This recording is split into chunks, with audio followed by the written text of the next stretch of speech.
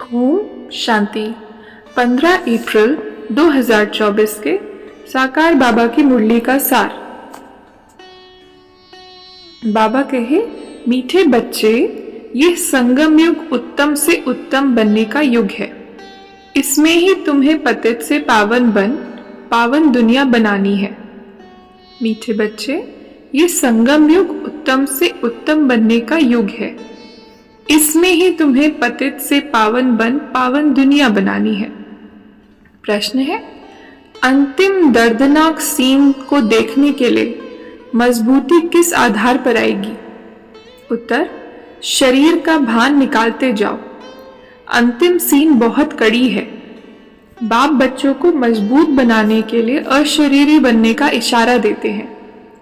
जैसे बाप इस शरीर से अलग हो तुम्हें सिखलाते हैं, ऐसे तुम बच्चे भी अपने को शरीर से अलग समझो, अशरीरी बनने का अभ्यास करो। बुद्धि में रहे कि अब घर जाना है। ओम शांति। बाबा कहे, ज्ञान से ही तुम पतित से पावन बनते हो और पावन दुनिया भी बनानी है। इस पतित दुनिया का ड्रामा प्लान अनुसार विनाश होना है। सिर्फ जो बाप को पहचानते हैं और ब्राह्मण भी बनते हैं, वही फिर पावन दुनिया में आकर राज्य करते हैं। पवित्र बनने के लिए ब्राह्मण भी जरूर बनना है। अभी तुम संगम युगी बनते हो। वो लोग पतित पावनी पानी को समझते हैं।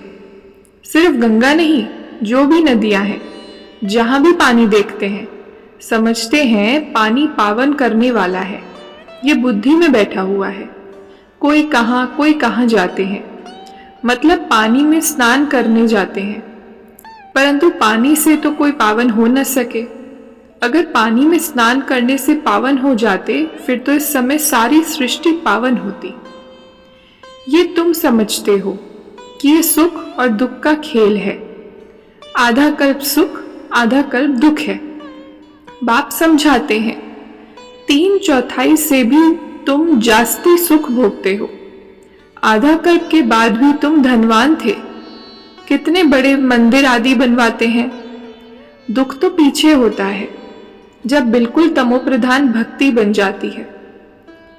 बाप कहते हैं, जिसमें मैं प्रवेश करता हूं उसमें अभी बैठा हूं। क्या सिखलाने?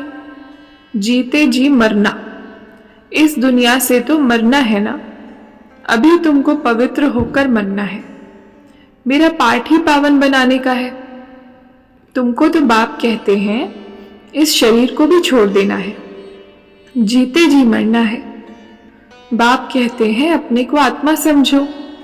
अब हमको वापस जाना है। अपने को आत्मा समझ बाप को याद करना है। देह को भूल जाओ। बाप तो बहुत मीठा है। कहते हैं, मैं तुम बच्चों को विश्व का मालिक बनाने आया हूं। अब शांति धाम और सुख धाम को याद करो। अल्फ और बे, ये है दुख धाम।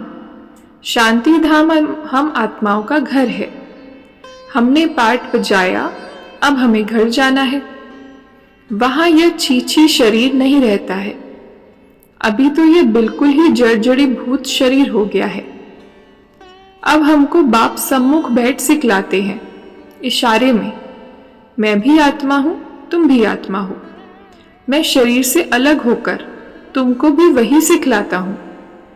तुम भी अपने को शरीर से अलग समझो। अभी घर जाना है। यहां तो रहने का अभी नहीं है। ये भी जानते हो, अभी विनाश होना है।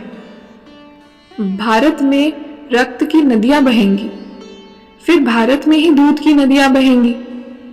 अभी बाबा तुमको मजबूत बनाते हैं। शरीर का भान भी निकाल देते हैं। बाबा ने देखा, बच्चे याद में नहीं रहते हैं, बहुत कमजोर हैं, इसलिए सर्विस भी नहीं बढ़ती है।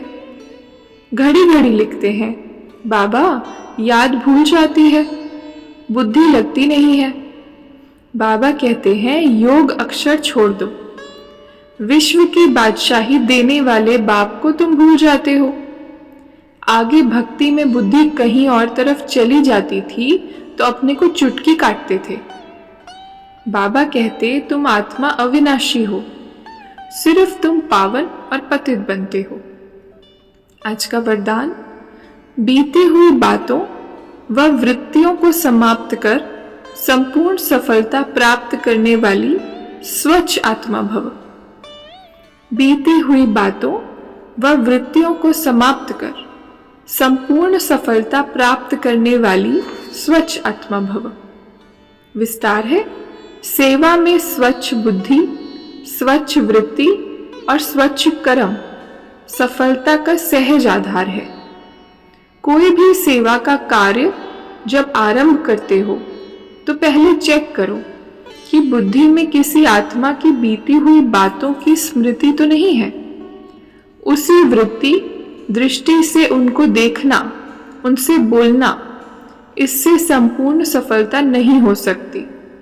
इसलिए बीती हुई बातों को व वृत्तियों को समाप्त कर स्वच्छ आत्मा बनो, तब ही संपूर्ण सफलता प्राप्त होगी। स्लोगन, जो स्व परिवर्तन करता है विजय माला उसी के गले में पड़ती है। जो स्व परिवर्तन करता है विजय माला उसी के गले में पड़ती है। अच्छा, ओम शांति।